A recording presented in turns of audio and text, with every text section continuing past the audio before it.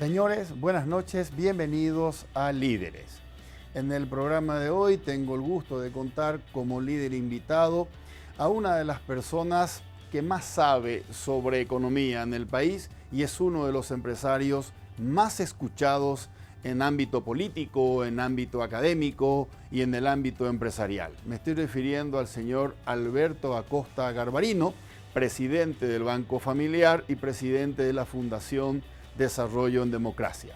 Es un gusto realmente contar con el señor Alberto Acosta en este programa, porque Alberto no solo es una de las personas con mayor caudal de información en materia de economía nacional, sino que además es una de esas personas a las que da mucho gusto escuchar por la forma clara que tiene de explicar qué es lo que está pasando en economía. Luego de la presentación del programa, conversamos con el líder invitado de hoy, el señor Alberto Acosta Garbarino. Líderes es presentado por Samsung, Movicor, 20 años, para Muebles Marelli, Interfisa Banco, 40 años, gracias por ser parte de nuestra historia. Cuando ves los partidos con la mejor definición, tus reuniones con amigos se viven como una final. Por la compra de televisores Samsung podés ganarte el nuevo TV QLED Samsung de 75 pulgadas más una barra de sonido. Con Samsung, la pasión del fútbol se vive en casa. Ingresá tus datos de compra en www.lapasiondelfutbol.com.pi y entérate cómo ganar. Buenos días, ¿cómo están? Sean bienvenidos los interesados que dedican su talento para contribuir con la vida y sociedad. Ustedes que hacen más y mejor, ustedes que hacen la diferencia. Para nosotros las personas son eslabones de compromiso y en una empresa, la razón del crecimiento. Somos Marelli, la marca de ambientes corporativos que inspira, uniendo confort, innovación y productividad, hecha por personas, para personas, porque el lugar importa, estimula e inspira. Marelli, el ambiente motiva. ¿Estás pensando en viajar? ¿En comprar muebles nuevos? ¿O en cambiar la decoración de tu casa? Con Interfisa Banco tenés préstamos que se adaptan a tus necesidades, con plazos de hasta 60 meses. Solicitalos ya, llamando al 415-9000. Interfisa Banco, 40 años. Ya estamos en compañía del señor Alberto Acosta Garbarino. Alberto, muy buenas noches. ¿Qué tal, Federico? Buenas noches. Es un placer estar contigo en este programa. Gracias, Alberto, por aceptar nuestra invitación. Alberto, quiero empezar, como me parece lo más natural, hablando contigo acerca de economía. Quiero que nos cuentes cuál es tu opinión acerca de nuestro segundo semestre. Estamos a menos de una quincena de terminar el primer semestre de 2019, semestre que se ha caracterizado por una caída en los indicadores mensuales de actividad económica. ¿Es el segundo mes el mes del repunte, teniendo en cuenta el anuncio del gobierno de la inyección de estos 1.543 millones de dólares? ¿Cómo ves el segundo semestre? Y finalmente, ¿con cuánto de crecimiento terminaríamos el 2019? Bueno, la Fundación Desarrollo en Democracia hizo hace unos menos de 30 días un ajuste en su estimación de crecimiento para el año 2019. Habíamos sido los más conservadores inicialmente, habíamos estimado un 3% de crecimiento para este año 2019, cuando casi todo el Banco Central y casi todos los... 3,5. De 3,5 para arriba, 4 era la gran mayoría. Luego de este primer cuatrimestre, donde prácticamente tuvimos una tormenta perfecta, nos vinieron varios shocks de todo tipo, climático en primer lugar, una sequía en la zona del río Paraná, que afectó muchísimo la producción agrícola, afectó muchísimo la producción de energía eléctrica, una inundación en el río Paraguay, que también tuvo su impacto económico y social muy grande, una caída de los precios de la soja principalmente, y la crisis argentina y brasileña que no terminan de solucionarse, digamos. Entonces, todo eso, diríamos, hizo una especie de tormenta perfecta, voy a repetir la palabra, que nos llevó a reestimar el crecimiento para este año, para bajarlo del 3 que estaba previsto al 1,9. Algunos analistas hablan de 1,8, 1,7. Nosotros dijimos 1,9 condicionado a que en el segundo semestre se realicen las obras que estaban previstas realizar. Correcto. O sea que si no se realiza, si no se ejecuta como estaba previsto, puede ser menor todavía el crecimiento de este año. Estamos hablando de 1,5, por ahí si no se dan las cosas como están previstas. Podríamos crecer la mitad de la estimación inicial de la inicial, exactamente, ¿verdad? Entonces, generalmente el segundo semestre es un crecimiento, un semestre de mayor actividad en la economía paraguaya. ¿Por qué eso? Porque primero dependemos del sector agrícola y ahí comienza la siembra de la nueva cosecha, la cosecha 2019-2020. Sí. Eso implica crédito de los bancos, importaciones de insumos. La economía se mueve a partir del segundo semestre, por el tema agrícola en primer lugar. También la ejecución presupuestaria es lenta, se aprueba el presupuesto en diciembre, se va ejecutando lentamente y la ejecución más fuerte se hace en el segundo semestre. Entonces también es predecible de que tengamos mayor ejecución, además de que están anunciadas, ya de por sí hay mayor ejecución presupuestaria. Y por último es el periodo en que se empiezan a estoquear las empresas para el fin de año, ¿verdad? Aumentar las importaciones. Entonces, todo ese contexto de la agricultura arrancando la nueva temporada, el tema público ejecutando a mayor ritmo el presupuesto y la temporada de fin de año hace de que sea un periodo normalmente de más actividad. El primer semestre es un semestre de cobrar cuenta, diríamos, sí. Y el segundo semestre es el semestre de expansión de los créditos y la actividad. Entonces, yo creo que sí tendríamos un mejor segundo semestre. Yo también creo que se van a poder ejecutar, no sé si todo lo que está anunciado, pero una parte. Correcto. Y con eso, si se ejecuta relativamente bien, tendríamos realmente un segundo semestre que mejor que el primero y tendríamos un resultado final más cercano al 1,9 que estimamos inicialmente. Perfecto. Alberto, 1,9% de crecimiento no es caída, sigue siendo crecimiento. Menor a lo estimado y menor al promedio que tuvimos, ¿cuánto? ¿Casi 5 durante los últimos 15 años? Sí, casi 5. Casi 5 promedio de crecimiento anual y 1,9 es bastante menor que lo que veníamos teniendo, si bien sigue siendo crecimiento. Sobre ese punto quiero preguntarte, Alberto, lo siguiente. El gobierno nuevo contribuyó en algo a esta desaceleración de la economía al no ser capaz de generar la suficiente confianza en los agentes económicos, o el 100% de esta desaceleración es la tormenta perfecta? No, yo creo que es importante recordar de que cuando Dende anuncia hace menos de 30 días esa reducción al 1,9 sí. del crecimiento, realmente nosotros hicimos público 3 indicadores, 3 índices. El primer índice es el índice del crecimiento potencial del PIB de Paraguay, que es básicamente, en términos sencillos, es lo que, dadas las condiciones actuales de una soja en $330 la tonelada, 320 la tonelada, dado el crecimiento del crédito en Paraguay, que está en torno al 5% por encima de la inflación. Correcto.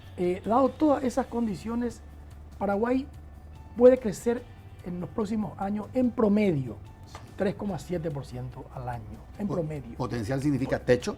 Potencial es lo que podría hacerlo. Vamos a entrar en el segundo punto, que es la volatilidad. Paraguay va a crecer algunos años por encima del potencial. Correcto. Y otros años por debajo del potencial. Sobre todo dependiendo del sector agrícola. Sí. Entonces, 3,7 es el promedio, el potencial promedio de crecimiento de Paraguay. Ese índice era, antes del boom de los commodities, era de apenas 1,5%. Y la población crecía casi 2,5%. Sí. Por eso que la pobreza aumentaba y llegó al año 2003 a más del 50%. Cierto. Porque la economía crecía menos que la población. Sí. Después tuvimos el periodo del boom de los commodities. La soja pasó de $180 la tonelada, tocó un techo, mejor dicho, sí. de $600, sí. Estuvo en 4.50 en promedio. El crédito, que estaba prácticamente en el suelo, cuando comienza el boom, el total de crédito de todos los bancos del Paraguay era de apenas 900 millones de dólares. Hoy están 12.000, casi 13.000 millones.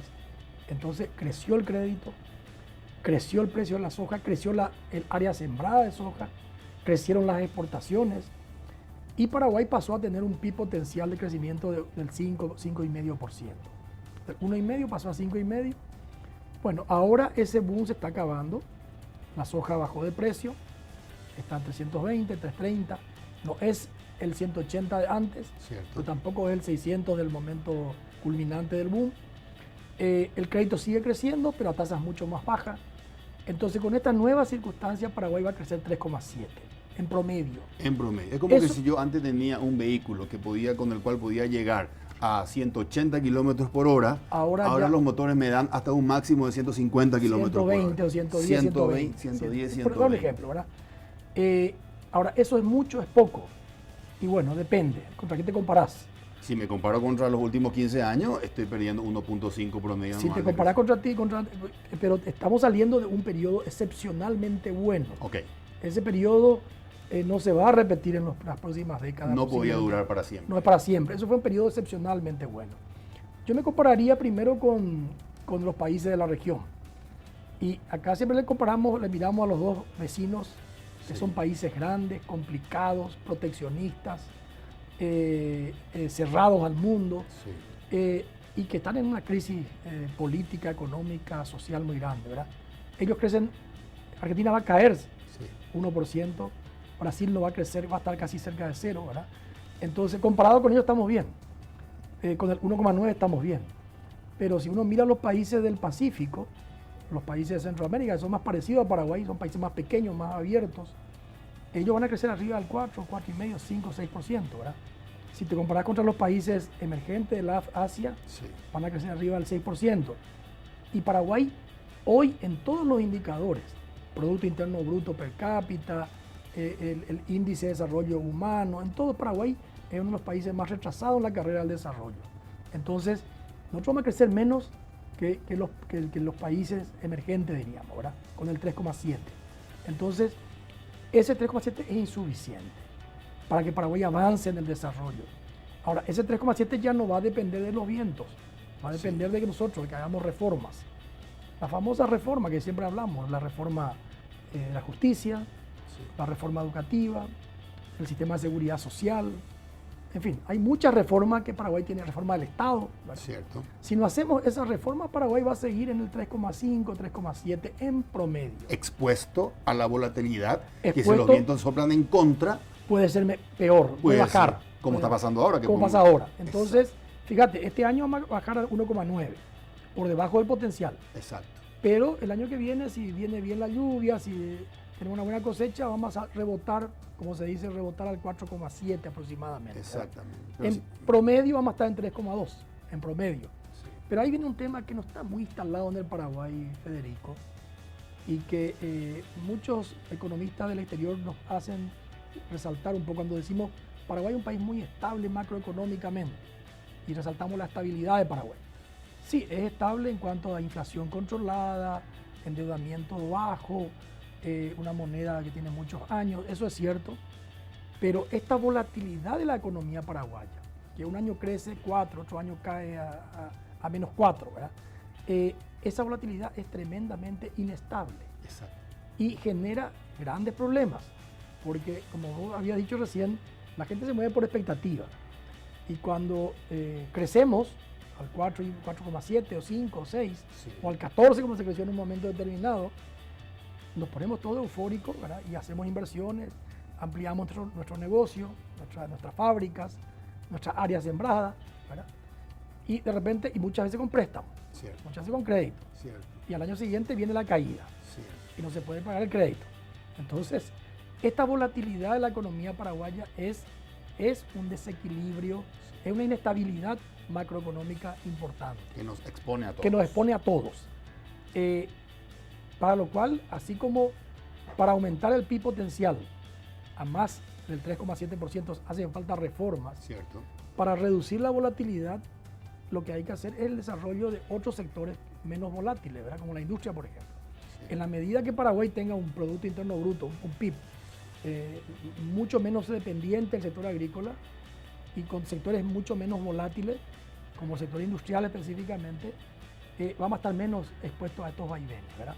Entonces, acá vienen dos mensajes para la gente, ¿verdad?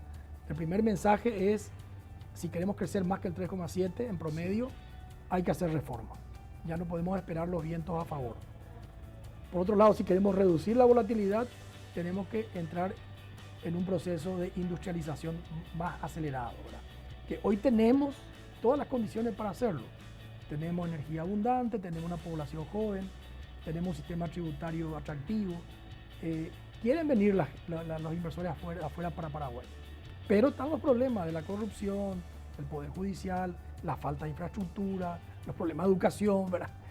Todo eso hace que eso que luce lindo en el PowerPoint, como se dice, después cuando llega el momento de la verdad, hace que no se concrete en inversiones efectivas, ¿verdad? Alberto, nosotros existe, no sé si llamarle un tabú o una opinión que no deja de ser cierta, según la cual, como somos cuantitativamente poco atractivos como mercado interno, entonces eso puede implicar que nosotros tengamos problemas del desarrollo del sector secundario o del sector industrial.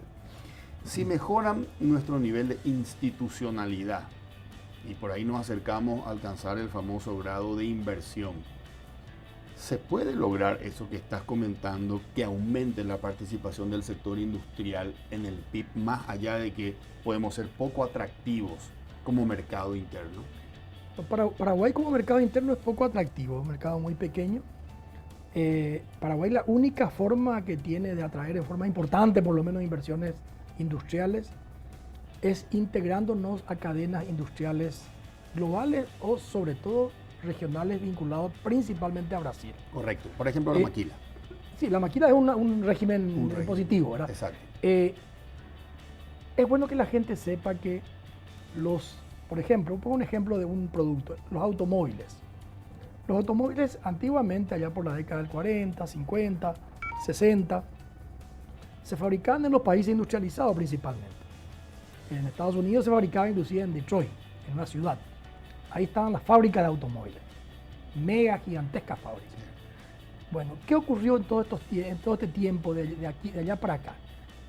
Con la globalización, con la conectividad que existe, con todo esto que vivimos en estos últimos años, esa fábrica gigantesca se fragmentó hoy en aproximadamente 300 fábricas. Ya no hay una fábrica que fabrica el automóvil. Lo que hay son 300 fábricas que fabrican parte del automóvil. Correcto. Entonces hay una que fabrica el volante, otra fabrica el asiento, otra los vidrios. Y lo que hace la gran fábrica es la que monta, la que diseña el auto. Sí, y la que lo ensambla. Y la ensambla y la comercializa después, ¿verdad? Correcto. Pero ya la fabricación está diseminado en aproximadamente, yo hablé mucho con la gente de estas montatipos Fujikura y me decían que en torno a estas fábricas en Brasil, por ejemplo, hay cerca de 300, 320 fábricas de autopartes que fabrican parte del automóvil. Entonces Paraguay hoy no tiene que pensar en poner una fábrica de automóvil. Lo que tiene que integrarse a esa cadena de fabricación de automóviles que está principalmente en Brasil o en Argentina. Entonces, haciendo algo. Hoy estamos haciendo cableados, pero podemos hacer más cosas. Cierto. Tenemos que integrarnos a esa cadena. Eso es fundamental. Si queremos el desarrollo industrial de Paraguay, el punto fundamental es la integración a esa cadena industrial, principalmente de Brasil. Correcto. Pero ahí evidentemente requerimos una serie de cosas que puedo comentar si tenés tiempo, ¿verdad? Sí, quiero volver a ese punto después, porque tengo una pregunta al respecto, Alberto, pero ahora me gustaría retomar el tema de hacer las tareas para aumentar nuestro potencial de crecimiento, que tendría un promedio techo de 3,5% en los próximos años si esas tareas no se hacen. Sí. Quiero ver si podemos armar una pequeña agenda. ¿Cuáles me dijiste que son las reformas fundamentales para que podamos subir el techo de ese crecimiento promedio que tenemos? Bueno, yo te voy a repetir algo que solemos hablar mucho con César Barreto y que él lo usa mucho para las personas, pero también yo aplico lo mismo a los países. Él dice que para que una persona pueda progresar en la vida, tiene que estudiar mucho, tiene que trabajar mucho, tiene que ahorrar mucho y tiene que invertir mucho. Con la inversión puede generar más dinero, puede ahorrar más y entra en el círculo virtuoso del crecimiento. Ok. Bueno, lo mismo pasa con las empresas y con los países. Entonces, de ahí sale tu agenda prácticamente. La inversión es la palanca del desarrollo. Ok. Pero la inversión para que venga requiere, la inversión es una apuesta a futuro. Cierto. Yo pongo un dinero para poner una fábrica pensando que voy a poder vender y que voy a hacer un negocio en el futuro. Requiere confianza. Sí. Entonces ahí viene el tema de los riesgos que Paraguay tiene en el Poder Judicial. Yo le agregaría el riesgo político. Ok. Hoy estoy expuesto a que el Congreso me apruebe mañana una ley y me cambie todas las reglas de juego. Cierto. Entonces, cuán predecible es el país. Y ahí ya vienen dos reformas. Yo creo que Paraguay tiene que hacer una reforma del Poder Judicial Cierto. y una reforma política, que se habla poco de la reforma política. Este sistema político que hoy tenemos, que fue producto de la salida de la dictadura, en que salimos de una concentración de poder en una persona, que en la época de Stroessner, ¿verdad?, a una atomización del poder. Este sistema constitucional nuestro es un sistema que se pensó como un presidencialismo atenuado, se llama. O sea, un presidente con poco poder, porque veníamos de un presidente con mucho poder. ¿Y qué hicimos con ese poder del presidente? Lo distribuimos en gobernaciones, en municipios, en el Congreso, ¿verdad? Entonces, hoy tenemos un problema pasamos de un exceso de poder a un vacío casi de poder. Y lo peor que yo suelo repetir, la anarquía es peor casi que la dictadura, porque la dictadura es la dictadura de uno normalmente. Claro. La anarquía es la dictadura de todos. De todos. De todos. Entonces, hoy uno está expuesto a que una ley entre al Congreso y salga sin ningún tipo de estudio, sin ningún tipo de haber sido analizado su impacto.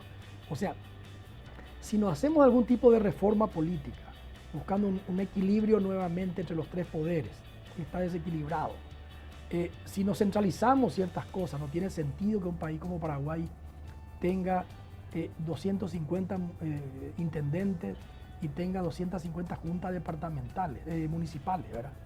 O sea, toda esa superestructura política tiene un costo enorme para el país. Cierto. Entonces, ahí requerimos alguna reforma que nos permita cierta gobernabilidad futura. ¿Hay algún país que puedas tomar como modelo, como referencia de hacia dónde tendríamos que dirigir esa reforma política? Y hay cosas que uno puede ir tomando, por ejemplo, en Brasil mismo, con todo el desgobierno actual. Brasil no es el modelo, pero Brasil se habla por lo menos de que hay que hacer una reforma política si se quiere darle gobernabilidad a Brasil. Con este actual sistema que tienen ellos, parecido a Paraguay, un presidencialismo muy débil, un Congreso todopoderoso, muy atomizado. Allá hay muchos partidos, pero acá hay mucho movimiento dentro de los partidos. Sí. Entonces, es muy difícil la gobernabilidad. Brasil está pensando, está hablando por lo menos del tema. Acá yo no escucho que estemos hablando de ese tema. Otro ejemplo, para poder tener cierto equilibrio entre el Ejecutivo y el Legislativo, el veto presidencial hoy se levanta con una mayoría de 51%. Pasó hace 15 días. Pasó hace poco con el veto de la jubilación de los médicos. O sea, a Lugo le rechazaron todos los vetos. O sea, es muy fácil conseguir esa mayoría para rechazar el veto presidencial. Con lo cual, prácticamente lo que sale del Congreso se aprueba. No tiene ninguna incidencia el Poder Ejecutivo. En Argentina, por ejemplo, requiere un 75% el rechazar un veto presidencial. Entonces, realmente cuando el presidente veta, veta. Y eso hace que haya cierto equilibrio, porque el presidente finalmente es el administrador del país, ¿verdad? Sí. Entonces, yo creo que tenemos que pensar en ese tipo de cosas para darnos gobernabilidad. Así como está diseñado el sistema político, es muy difícil que tengamos gobernabilidad y el desarrollo requiere gobernabilidad. Exacto. Entonces, reforma política, reforma del Poder Judicial, sí. La reforma del sistema previsional. Hay que trabajar mucho, hay que ahorrar mucho. El ahorro más importante que tiene el país es el ahorro previsional, porque es el ahorro de largo plazo. Cierto. Nosotros no pudimos hacer nada, avanzar, ni siquiera pudimos aprobar la creación de una superintendencia de pensiones. Y hoy tenemos un sistema disperso entre IPS, las cajas bancarias, las cajas fiscal, sin ningún tipo de conexión. O sea, ahí se requiere una reforma importante, la previsional. Otro tema importantísimo, por supuesto, es la reforma educativa. Entonces, y ahí te puedo seguir citando más reformas, ¿verdad? Si Paraguay no hace todo ese conjunto de reformas, y vamos a seguir creciendo en 3,7, vamos a ir bien cuando llueve bien, vamos a ir peor cuando llueve mal, sí. Y vamos a estar dependiendo de los vientos, vamos a depender que Argentina mejore o Brasil mejore, porque estamos dependiendo de factores que no controlamos. Alberto, y en la situación actual en la que estamos, bien descrita por vos como atomización del poder, falta de gobernabilidad, exposición permanente al populismo, ¿cuál es tu opinión respecto a arrancamos o no arrancamos con estas reformas en el escenario así como está hoy? Yo no soy optimista, yo no creo que en estos próximos años haya unas condiciones políticas de impulsar estas reformas. Yo creo que acá uso una frase que le escuché al expresidente Sanguinetti de Uruguay. Sí. Yo creo que lo que más que podemos pretender es que no nos desbarranque la política. Él decía la palabra, o sea, no creo que avancemos en reformas. Lo que tenemos que cuidar mucho es que no nos metan goles en contra, porque podemos ir sí hacia la Argentina, hacia Venezuela, hacia Brasil, en la medida que este populismo se vaya exacerbando en la clase política. Y con la ingobernabilidad que puede existir, ¿verdad? Entonces, estamos a un año de un nuevo gobierno, menos de un año, y ya hay problemas de gobernabilidad. Y todavía entramos en periodo eleccionario, cuando vienen las municipales, después vienen las nacionales, ya entramos en periodo de elecciones y esto se va a ir polarizando y va a ser cada vez más complicado. Yo no soy optimista en cuanto a que estén las condiciones para impulsar reformas. Puede ser que esta reforma tributaria pase, pero una reformita es realmente, una reforma pequeña. Sí. Es un poco ordenar lo que quedó de la primera reforma, es nivelar un poco más la cancha, pero reforma de fondo yo no creo que pueda haber. Alberto, sobre el punto, reforma tributaria, ya que hablaste de estudiar mucho, trabajar mucho, ahorrar mucho e invertir mucho.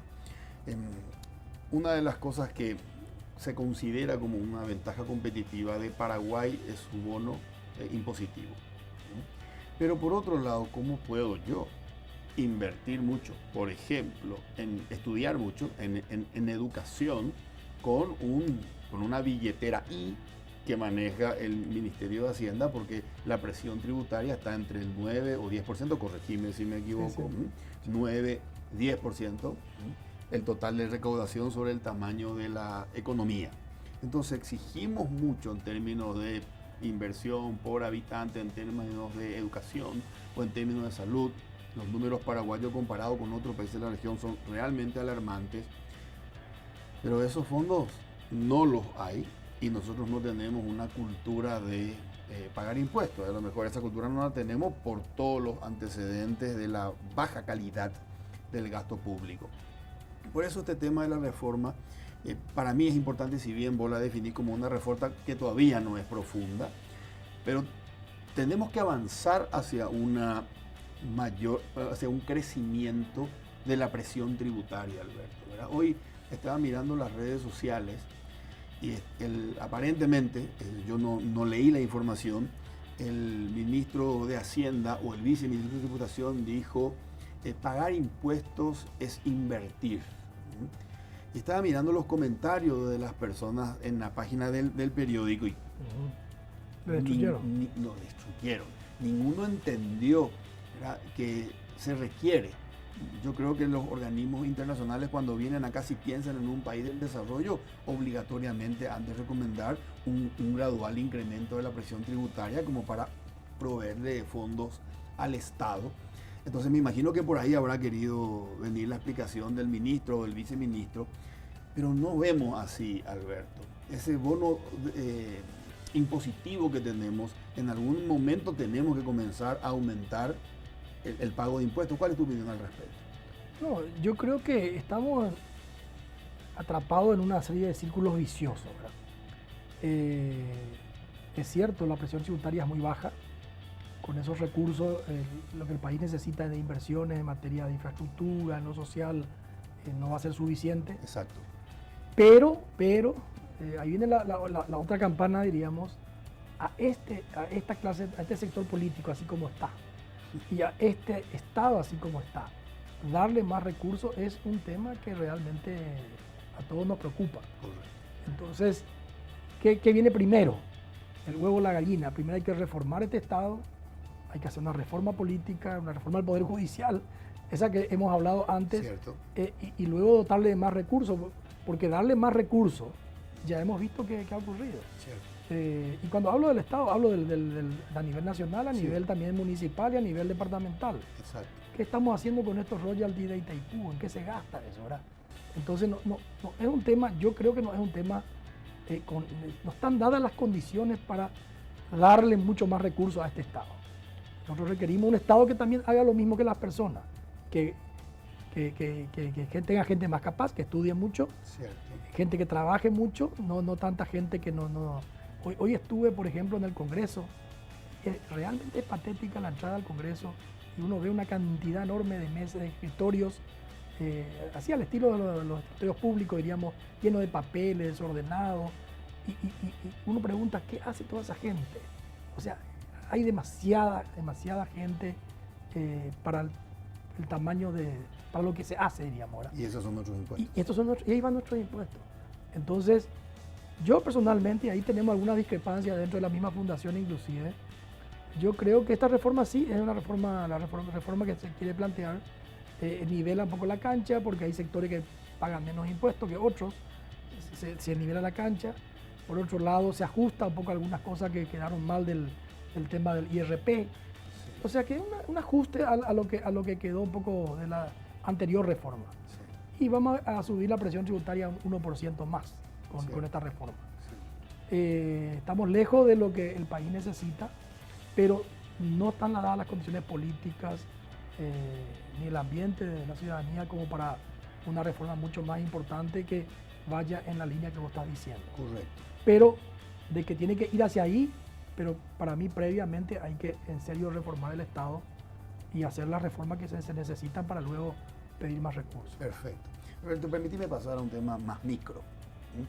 Quiero hablar de la ley que en el año 2015 que le puso un tope o un techo a la tasa de interés que cobran los bancos y las financieras. Y las cooperativas también. Y las cooperativas, exactamente. A todas las tarjetas. A las tarjetas de crédito. Sí. Eso fue, si mal no recuerdo, agosto, septiembre del año 2015. Sí. Si mal no recuerdo, se estableció que las tasas de las tarjetas de crédito debería ser no más de 3 veces las tasas pasivas de las instituciones financieras, con lo cual la tasa ahora está en 14% aproximadamente. Estuve escuchándolo hace poco a un representante del sector de los shopping centers diciendo que a partir de esa ley ha caído el consumo y que ellos están instando al Congreso a revertir esa ley de manera a volver a incentivar las promociones, así le llamaba él, las promociones con cuotas sin intereses a través de las tarjetas de crédito. ¿Cuál es tu opinión al respecto, Alberto? Bueno, esa ley para mí claramente es inconstitucional. ¿Por qué, Federico? La Constitución dice claramente en el artículo 107 que en el Paraguay se garantiza la libre competencia y se prohíbe la fijación artificial de precios. Nuestra Constitución del 92 consagra el libre mercado. Si nosotros queremos el intervencionismo del Estado que fije precio y que fije precio de esto y lo otro, hay que modificar la Constitución, porque ese artículo es muy claro. Se prohíbe la fijación artificial de precios. Y la tasa de interés, junto con la tasa de cambio, son los macroprecios de la economía.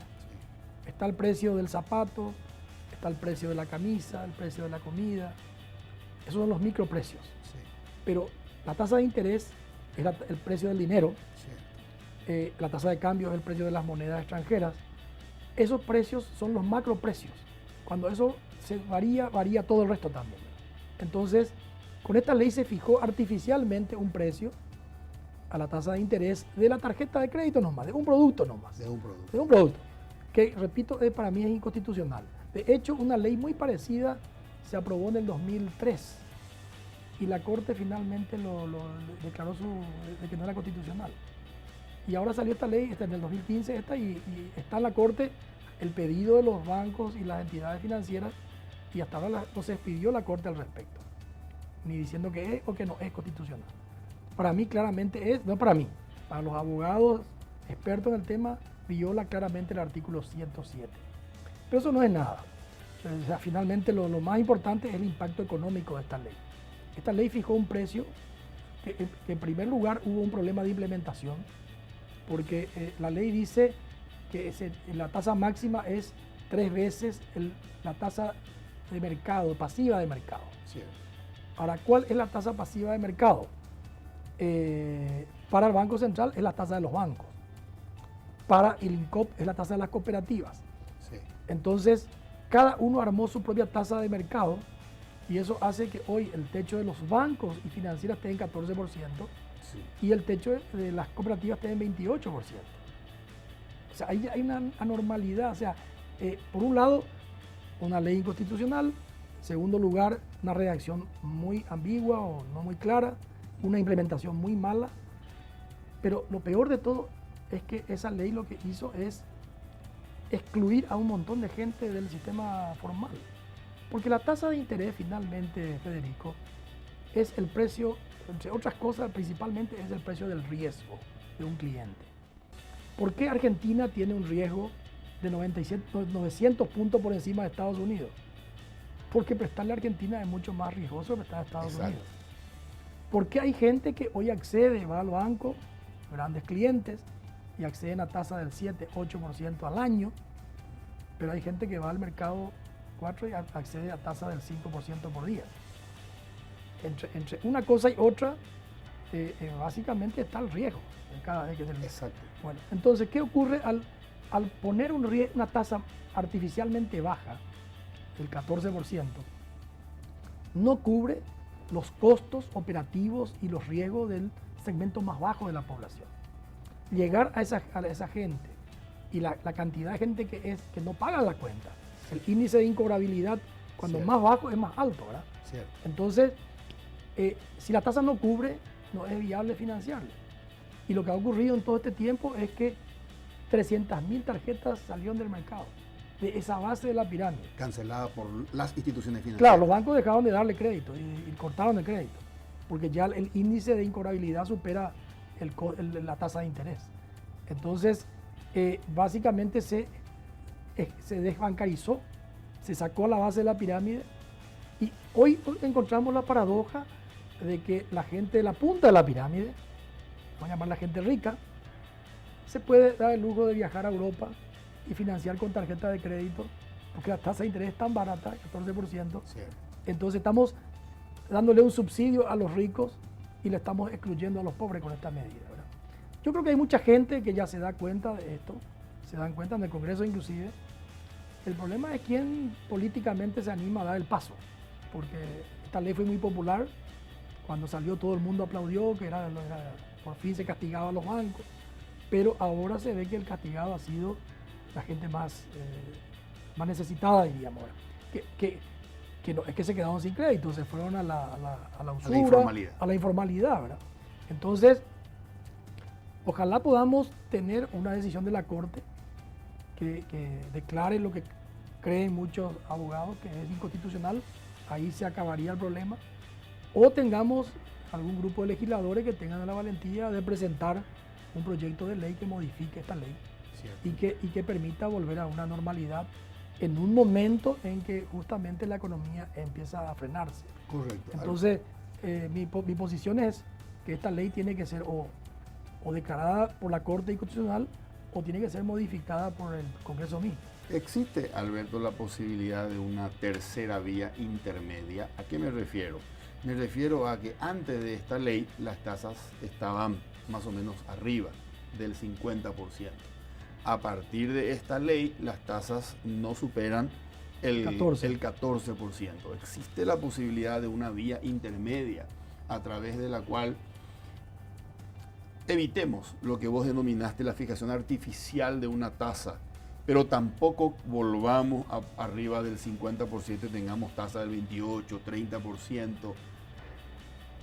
Se puede buscar mecanismos, ¿verdad?, que permitan ciertas formas de evitar tal vez algunos picos, ¿verdad? Pero hay que tener en cuenta cuando se promulgó la ley, había sectores, había tarjetas que estaban al 14-15%. Las tarjetas oro, premium, están a esa tasa. Y había tarjetas, las más riesgosas, las de mayor coste de incobrabilidad, que estaban, como decía, en el 40, 30 y pico o 20 y pico por ciento, ¿verdad? Había un espectro así muy grande, se presentó al Congreso todo el espectro de tasas. No hay una tasa de tarjeta, hay N tasas de tarjeta.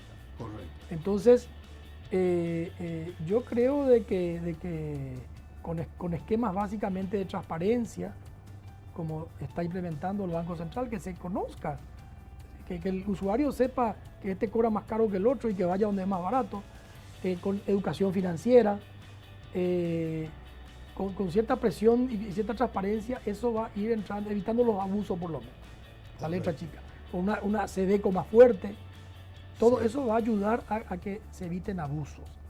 Pero la fijación de precio, yo creo que es inconstitucional por un lado, y por otro lado creo que al final va a terminar afectando a la gente más necesitada. Correcto. Alberto, sepárame dos conceptos, Sí. porque no solamente yo seguramente queremos tener claridad al respecto, sino seguramente gente que nos está viendo. ¿Cuáles son las diferencias entre la fijación de precios desde lo gubernamental, de lo que es la regulación, que me parece a mí es responsabilidad, derecho y obligación del gobierno? Porque por un lado yo entiendo lo pernicioso que puede ser la fijación artificial, pero por otro lado me da miedo que los jugadores en un determinado sector de negocios jueguen sin un ente regulador que le diga, muchachos, se pasaron la raya, hasta acá por favor. Sepárame los conceptos entre regular y fijar artificialmente precios. La regulación es un conjunto de normas que, como decís vos, marca un poco la cancha para que se juegue el partido. Y que no Pero cae dentro de lo inconstitucional. Claro, dentro de esas normas, ese límite, los jugadores juegan libremente dentro de esas reglas. La fijación artificial es decir, no, esto vale tanto, vale un precio directamente al producto o al servicio. O prohibir ciertas cosas. Okay.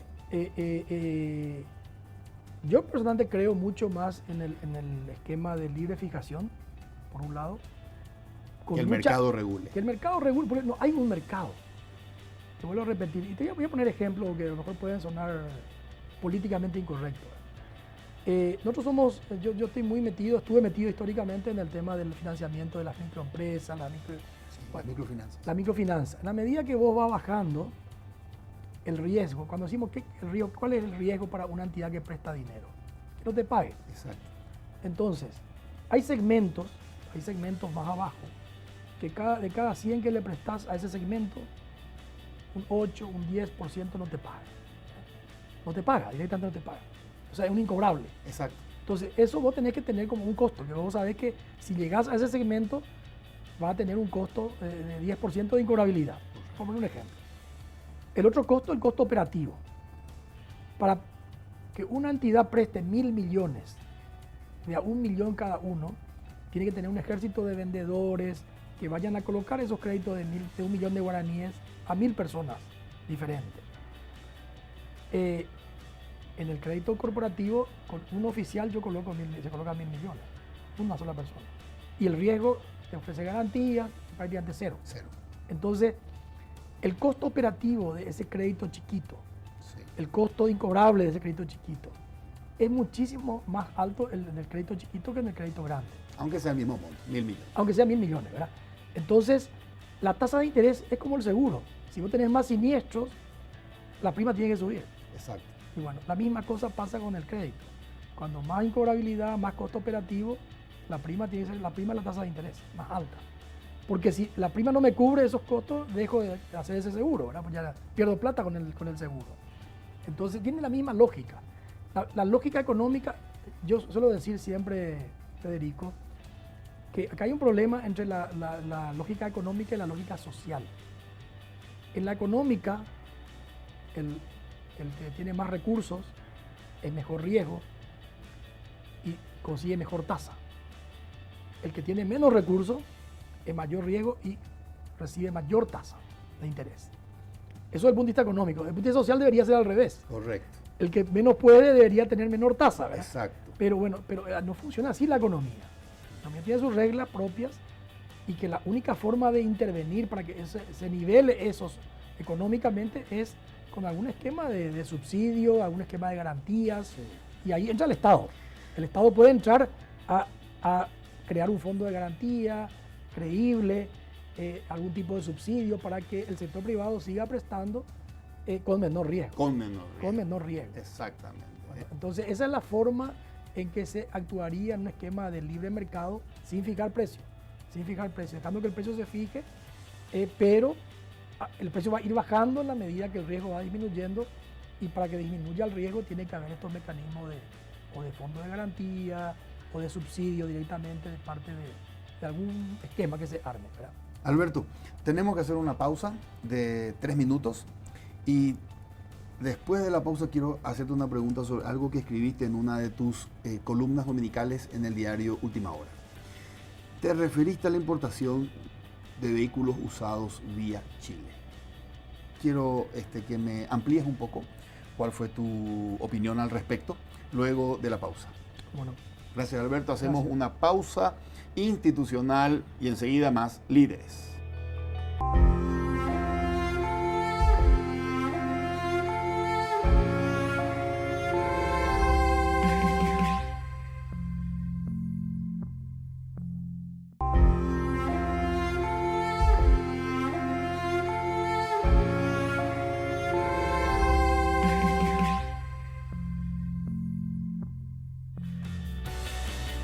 Estamos de regreso con el señor Alberto Acosta Garbarino.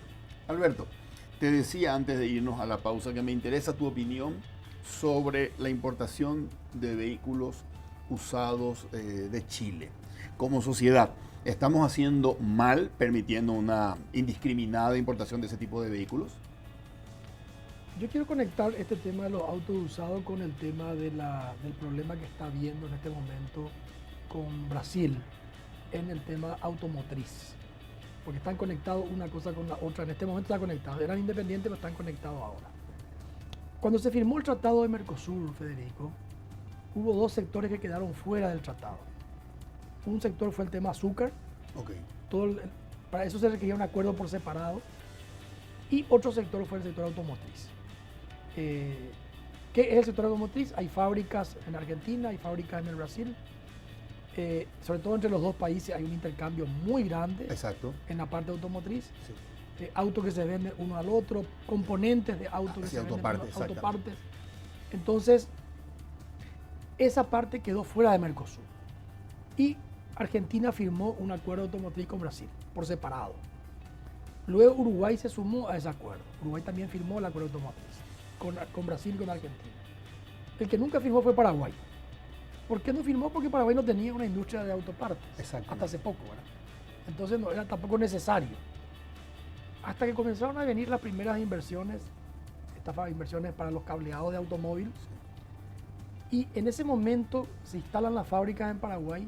Te voy a resumir así, tal vez algo más sencillo, algo más complejo, ¿verdad? Pero básicamente, yo creo que hay que decirlo también, el gobierno de Lula en su momento fue bastante generoso con Paraguay en muchas cosas, entre ellos el tema de Itaipú, y en otro tema fue que de alguna manera yo diría que le hizo la vista gorda a esta falta de acuerdo automotriz y dejó que entre por la vía Mercosur básicamente la exportación de estos cableados de automóviles desde Paraguay. Eso hizo que vengan muchas inversiones a la parte de autopartes. Se instalaron varias fábricas de cableado que hoy están dando trabajo a 10.000 personas aproximadamente y que son, diríamos, el inicio de un proceso importante, lo que yo te decía, de industrialización conectada a la cadena industrial principalmente de Brasil. Correcto. Bueno, vino el gobierno de Temer, revisa lo que estaba ocurriendo y dice no pueden seguir entrando sin pagar impuestos porque para eso hay que firmar un acuerdo automotriz. Brasil empieza a condicionar que siga entrando esa producción a la firma del acuerdo automotriz. Y para firmar ese acuerdo hay condiciones, lógicamente se negocia, hay que negociar, y una de las condiciones que se pone es la eliminación o reducción radical de esta importación de autos usados, que en el caso paraguayo llegó a cifras extraordinarias. Hoy estamos hablando de, Paraguay importa creo que 75.000 autos por año, de los cuales 65.000 son autos de más de 10 años. De más de 10 años usados, ¿verdad? Entonces, que además es un problema de tráfico, un problema de seguridad para todos, y hoy es un problema para la firma del acuerdo automotriz. Entonces yo creo que realmente si Paraguay quiere desarrollarse, quiere crecer más que el 3,7, tiene que hacer reformas, pero además tiene que industrializarse, y este acuerdo automotriz es fundamental para ese proceso de industrialización. Perfecto. Lo que tiene que negociar es un proceso tal vez gradual, negociar que nos den un plazo para ir de a poco reduciendo este comercio que explotó prácticamente en estos últimos años. Perfecto.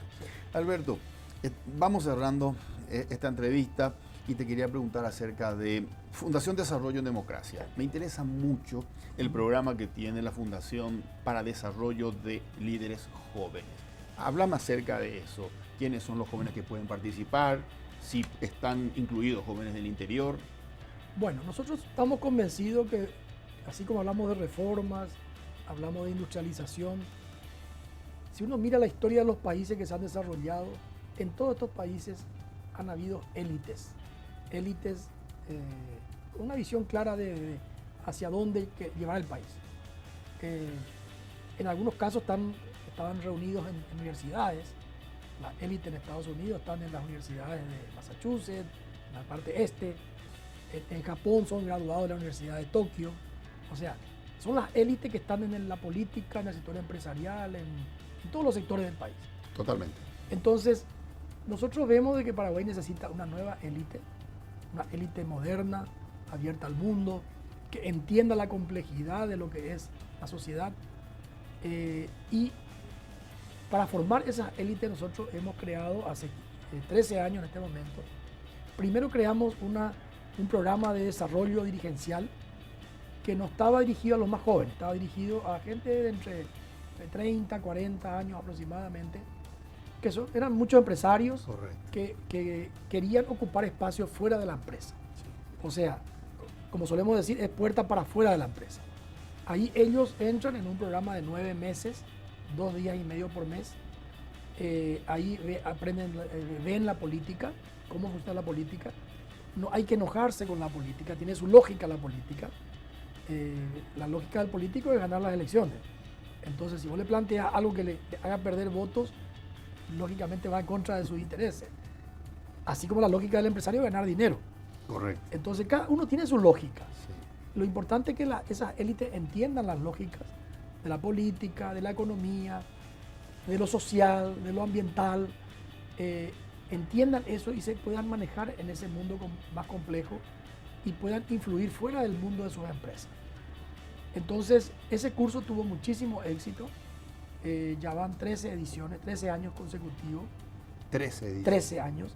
Cada año entran 40 a 50 personas. Estamos hablando de, pasaron ya por el curso más de 500 personas, 500 líderes. 500 líderes. Que hoy están en diferentes sectores de la sociedad paraguaya, ¿verdad?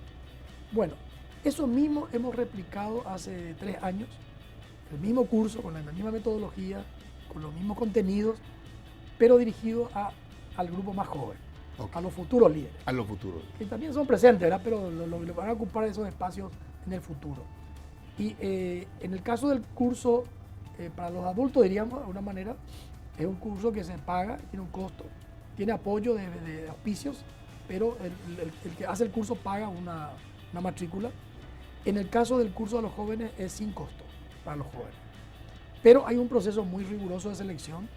Se presentaron en el último año, estamos ahora en el curso, en este tercer año, 600 para 40 vacantes. Para 40 50 vacancias. ¿Verdad? Pasan un proceso de selección muy estricto. Se busca justamente lo que estás mencionando, que sea un grupo heterogéneo. Correcto. Prácticamente la mitad proviene del interior.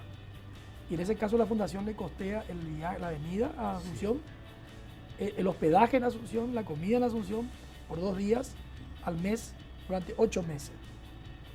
Y por ahí desfilan los mismos ministros, senadores, politólogos, economistas, que van al curso también de los adultos, también pasan ese grupo de jóvenes. Realmente es una experiencia fantástica. Realmente luego ya, lo que pasa en esa selección de 600 candidatos, para que queden 50, es una élite. Son la mayoría presidentes de centros de estudiantes. Correcto. Gente que ya tiene vocación de liderazgo. Exactamente. Y lo que hace el curso es potenciar ese liderazgo. Dándole la capacidad de que puedan ver la película. La película completa. Completa. Exactamente. Entonces, realmente hoy te diría que la principal función, la misión de la fundación es estos 2 cursos. Esos 2 cursos. Y te diría que casi mi misión en la vida es ayudar a esa formación de líderes, porque yo creo básicamente que el país no va a salir adelante con un único líder, va a salir adelante con una masa importante de líderes, pero con una visión compartida de un país integrado al mundo, un país desarrollado. A través de una nueva élite, como dijiste. Una nueva élite, sí. Última pregunta, Alberto. ¿Qué estás leyendo en este momento? Yo leo un poco, hago mucho zapping de leer. Pero, yo hago lo mismo. Sí. Tengo varios libros. Pero he leído todos los libros últimamente de Harari. Yuval Harari. Tanto la parte del Homo sapiens, Homo Deus. Y 21 leyes. 21 leyes de para el siglo XXI. Fantástico, realmente, ¿verdad? Pero leo cada vez menos negocios. Sí. Leo más política, más filosofía. Me interesa mucho más ir por ese lado que por tanto el tema de los negocios. Alberto, un gusto haber compartido contigo este espacio, estos minutos que pasaron volando aquí en Líderes. Muchas gracias. Gracias, Federico. Y en el segundo semestre esperamos contar contigo nuevamente. Cómo no, con mucho gusto. Muchas gracias, Alberto. Muchas gracias. Esto fue Líderes por Canal Pro. Buenas noches. Líderes fue presentado por Samsung, Movicor, 20 años. Para Muebles Marelli. Interfisa Banco, 40 años. Gracias por ser parte de nuestra historia.